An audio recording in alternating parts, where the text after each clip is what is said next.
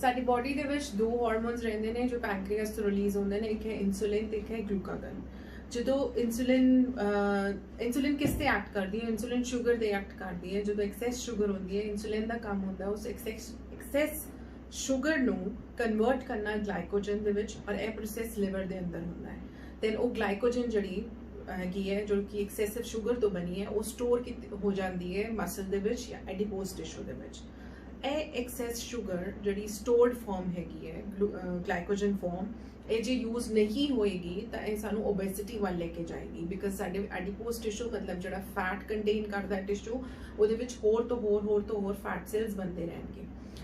दूसरे पासे ग्लूकागन का काम कित्थे आंदा है? जो साडी मील्स दे विच बहुत लॉन्ग आवर्स रहते हैं, जिवें टाइम गैप ज़्यादा है साडा खाना खाण दे विच, या असी जिन्हों कहने बे टाइमे खाना खाने तो जो खाने तो एकदम ग्रैब करते हुए कि जो भी आ रहा उसनू खा रहे हैं, इस तरह का कुछ होंदा है। तो एक पासे तो ग्लूकागन रिलीज करता है, रिलीज होंदा है पैंक्रियास तो, जो कि मसल्स दे विच स्टोर्ड ग्लाइकोजन फॉर्म शुगर का है उसनू वो ब्रेक डाउन करता है ताकि बॉडी ब्लड स्ट्रीम दे विच वापस तो शुगर आए।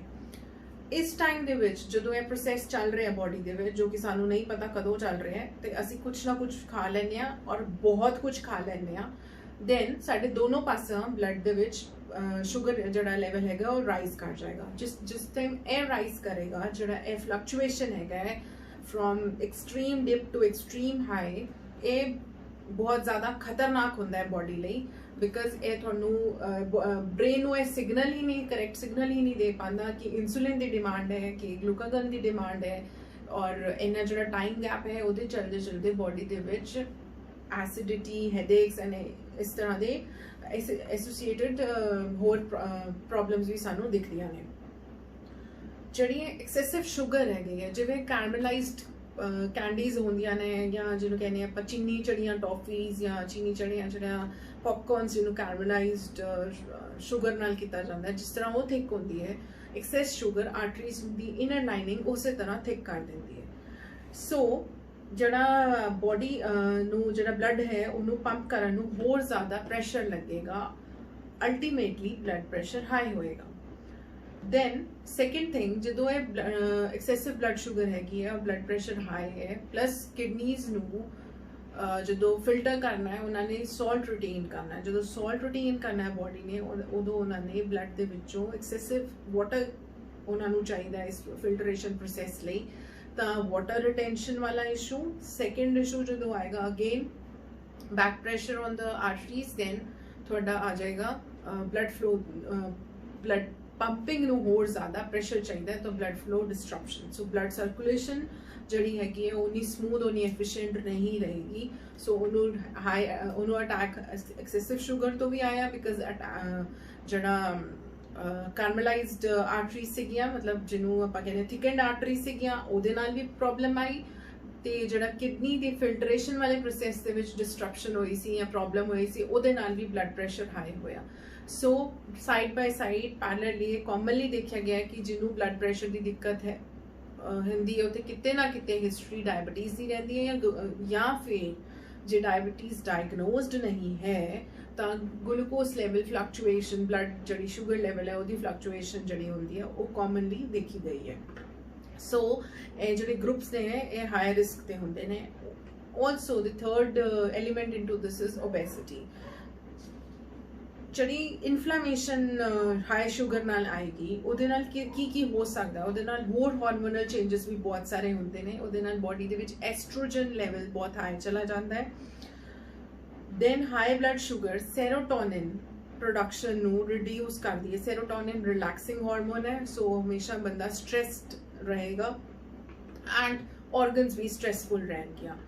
मेलाटोनिन जो कि सानू उदों चाहिए जो साडा स्लीप साइकिल नॉर्मल होएगा, उदों उहदी सही प्रोडक्शन हो रही है। जो मेलाटोनिन की सही प्रोडक्शन नहीं हो रही है तो साडा स्लीप साइकिल भी डिस्टर्ब्ड है, नॉर्मल साउंड स्लीप नहीं आएगी, या और अगेन है स्ट्रेस वाली लूप दे विच असी एंटर कर गए। इन्फ्लामेशन हाई ब्लड शुगर दे नाल मेंस्ट्रुएशनल डिसऑर्डर्स भी कर सकती है, जिहदे विच PCOD सब तो ज़्यादा कॉमन है।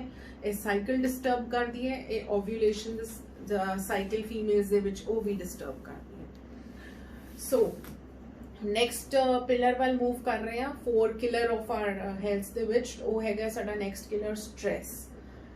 ਸਟ੍ਰੈਸ ਤਾਂ ਜਿਵੇਂ ਅੱਜ ਕੱਲ੍ਹ ਦੀ ਲਾਈਫ ਦਾ ਇੱਕ ਹਿੱਸਾ ਬਣ ਗਿਆ ਹੈ ਜਾਂ ਹਿੱਸਾ ਬਣਾ ਲਿੱਤਾ ਗਿਆ ਹੈ। ਸੋ ਬਿਕਾਜ਼ ਆਫ ਕਿ ਸਾਨੂੰ ਟਾਰਗੇਟਸ ਅਚੀਵ ਕਰਨੇ ਹੈ, ਡੈਡਲਾਈਨਸ ਹੈ, ਅਸੀਂ ਇਮੋਸ਼ਨਲ ਟਰਾਮਾ ਨੂੰ ਕੋਪ ਅਪ ਕਰਨ ਦੀ ਐਬਿਲਿਟੀ ਨਹੀਂ ਰੱਖਦੇ ਹਾਂ ਬਿਕਾਜ਼ ਸਾਨੂੰ ਇਮੋਸ਼ਨਲ ਸਪੋਰਟ ਬਹੁਤ ਘੱਟ ਗਈ ਹੈ। ਸੋਸ਼ਲੀ ਅਸੀਂ ਆਈਸੋਲੇਟਡ ਹੋ ਚੁੱਕੇ ਹਾਂ। ਨੋਟ ਅੱਜ ਦੇ ਟਾਈਮ 'ਚ ਜਦੋਂ ਕੋਵਿਡ-19 ਬਹੁਤ ਐਕਟਿਵ ਹੈ, ਅਸੀਂ ਵੈਸੇ ਵੀ ਸੋਸ਼ਲੀ ਆਈਸੋਲੇਟਡ ਹਾਂ। ਅਸੀਂ ਕਿਸੇ ਨਾਲ ਅਟੈਚਡ ਨਹੀਂ ਹਾਂ। ਬਹੁਤ ਘੱਟ ਕੇਸਿਸ ਹੁੰਦੇ ਨੇ ਅਸੀਂ ਕਿਸੇ ਨਾਲ ਅਟੈਚਡ ਹੁੰਦੇ ਹਾਂ। ਅਸੀਂ ਯੂਜੂਅਲੀ ਦਿਖਾਵੇ ਨੂੰ ਜਾਂ ਸਟੇਟਸ ਮੇਨਟੇਨੈਂਸ ਨੂੰ ਇਸ ਤਰ੍ਹਾਂ ਅਸੀਂ ਇੱਕ ਦੂਜੇ ਨਾਲ ਜੁੜੇ ਹਾਂ, ਇੱਕ ਦੂਜੇ ਨੂੰ ਮਿਲਦੇ ਹਾਂ। ਸੋ ਇਸ ਤਰ੍ਹਾਂ ਦੀ ਜਿਹੜੀ ਸਟ੍ਰੈਸ ਹੈ ਉਹ ਉਹਦੇ ਲਈ ਨੇਚਰ ਨੇ ਬ੍ਰੇਨ ਨੂੰ ਕਦੀ ਵੀ ਪ੍ਰਿਪੇਅਰ ਨਹੀਂ ਕੀਤਾ ਸੀਗਾ। ਸੋ ਸਾਡੀ ਬ੍ਰੇਨ ਹਮੇਸ਼ਾ ਇਹਨਾਂ ਸਾਰੀਆਂ ਸਟ੍ਰੈਸਿਸ ਉਹ ਜਿਹਦੇ ਵਿੱਚ emotional stress and physical stress ਵੀ ਇੰਕਲੂਡਡ ਹੈ, ਉਹਦੇ ਨਾਲ ਹਮੇਸ਼ਾ ਬ੍ਰੇਨ ਸਾਡੀ ਹਾਈ ਅਲਰਟ ਤੇ ਰਹਿੰਦੀ ਹੈ। ਹਮੇਸ਼ਾ ਕੈਮੀਕਲਸ ਤੇ ਜਿਹੜੇ ਹਾਰਮੋਨਸ ਤੇ ਟਰਾਂਸਮਿਟਰਸ ਜਿਹੜੇ ਕੈਮੀਕਲਸ ਇਲੈਕਟ੍ਰੀਕਲ ਕੈਮੀਕਲਸ ਨੂੰ ਆਪਾਂ ਕਹੀਏ ਕਿ ਇੱਥੋਂ ਸਿਗਨਲ ਲੈ ਕੇ ਜਾਣਾ ਬ੍ਰੇਨ ਨੇ, ਉਹ ਜਿਹੜਾ ਨਰਵਸ ਸਿਸਟਮ ਹੈ ਹਮੇਸ਼ਾ ਹਾਈ ਅਲਰਟ ਤੇ ਰਹੇਗਾ ਕਿਉਂਕਿ ਇਹਨਾਂ ਦੀ ਅਮਾਊਂਟ ਐਕਸੈਸਿਵ ਹੋਏਗੀ।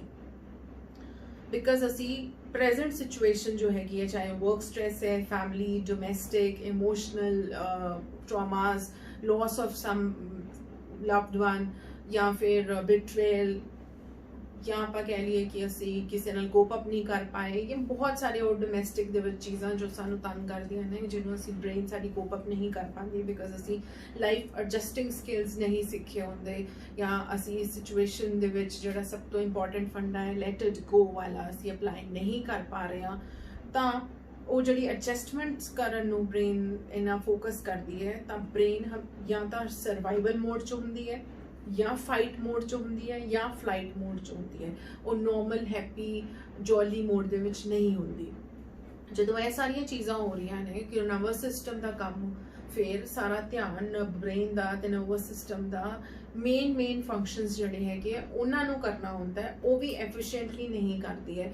ਇੰਨਾ ਸਟ੍ਰੈਸਫੁਲ ਜਿਹੜੇ ਪੇਸ਼ੈਂਟਸ ਹੁੰਦੇ ਨੇ, ਐਂਜ਼ਾਈਟੀ, ਡਿਪਰੈਸ਼ਨ, मूड फ्लक्चुएशंस, इन्हां दे जिहड़े पेशेंट्स होंदे हैं उन्हां दे विच जिहड़ी ब्रीदिंग कैपेसिटी है या ब्रीदिंग एफिशिएंसी होंदी है, सब तो पहला क्लिक असीं चैक करते हैं कि वो नॉर्मल नहीं होंदी है।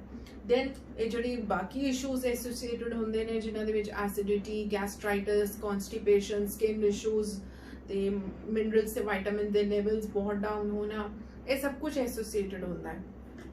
बट मैं रहदा है कहांगी कि स्ट्रैस दे कारण ये सारा कुछ शुरू होया एंड यही है जिन्हों असी ट्रीट करांगे ते अगे असी नॉर्मल लाइफ दे विच दोबारा तो री एंटर करते हैं। साडी लाइफ नॉर्मल, एफिशिएंट, स्मूथ उदों ही हो पाएगी।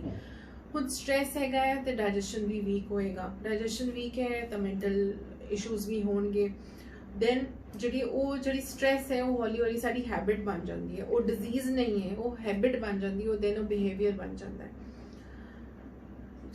ਜਿਹੜਾ ਇਹਦਾ ਨੋਰਮਲ ਐਕਸੈਪਟੈਂਸ ਵਾਲਾ ਜਿਹੜਾ ਇਸ਼ੂ ਹੈਗਾ ਕਿ ਜਿਹੜੀਆਂ ਚੀਜ਼ਾਂ ਅਸੀਂ ਚੇਂਜ ਨਹੀਂ ਕਰ ਸਕਦੇ ਉਸਨੂੰ ਐਕਸੈਪਟ ਕਰੀਏ ਤਾਂ ਸਾਡਾ ਬ੍ਰੇਨ ਉਸੇ ਹਿਸਾਬ ਨਾਲ ਐਡਜਸਟ ਕਰੇਗਾ ਸੋ ਦੈਟ ਅਸੀਂ ਆਪਣੀ ਨੋਰਮਲ ਜਿਹੜੀ ਸਮੂਥ ਫੰਕਸ਼ਨਿੰਗ ਹੈਗੀ ਹੈ ਲਾਈਫ ਨੂੰ ਉਸਨੂੰ ਖਰਾਬ ਨਾ ਕਰੀਏ। ਇਹਨਾਂ ਲਈ ਅਸੀਂ ਆਪਣੀ ਹੌਬੀਜ਼ ਦੇ ਉੱਤੇ ਫੋਕਸ ਕਰ ਸਕਦੇ ਹਾਂ। ਉਹ ਹੌਬੀ ਸਾਡੀ ਪੇਂਟਿੰਗ, ਡਾਂਸਿੰਗ, ਮਿਊਜ਼ਿਕ, ਕਿਸੇ ਚੀਜ਼ ਨੂੰ ਕਰਾਫਟਿੰਗ ਜਿਹਨੂੰ ਕਹੀਏ ਕੁਝ ਬਣਾਉਣਾ, आउटडोर गेम्स हो गई, सिंगिंग भी हो सकती है। एंड आजकल यह भी देखा गया कि जी थोड़ी स्पेस हैगी उन्होंने तुसी क्लीयर कर दो तो ਉਹਦੇ ਨਾਲ भी थोड़ा जो मूड है वो बेटर हो जाता है। ये भी रिसर्च पेपर्स ने सानू इंफॉर्मेशन प्रोवाइड की है। सो ਇਹ ਸੀਗੇ ਸਾਡੇ ਅੱਜ ਦੀ ਵੀਡੀਓ ਦਾ ਵਿੱਚ ਕਿ 4 ਤਰ੍ਹਾਂ ਦੇ ਜਿਹੜੇ ਸਾਡੇ ਹੈਲਥ ਨੂੰ ਜਿਹੜੇ ਫੈਕਟਰਸ ਨੇ ਜੋ रूट कॉजेज ने जो डिस्टर्ब करते हैं या जड़े साड़ी डिजीज़ लई प्लेटफॉर्म प्रिपेयर करते हैं, एमा, इंडाइजेशन, स्ट्रैस ते शुगर। सो मैं कोशिश करांगी कि मैं इस तरह दी होर इंफॉर्मेटिव वीडियोज़ तुहाडे लई लैके आंदी रहां। Thank you.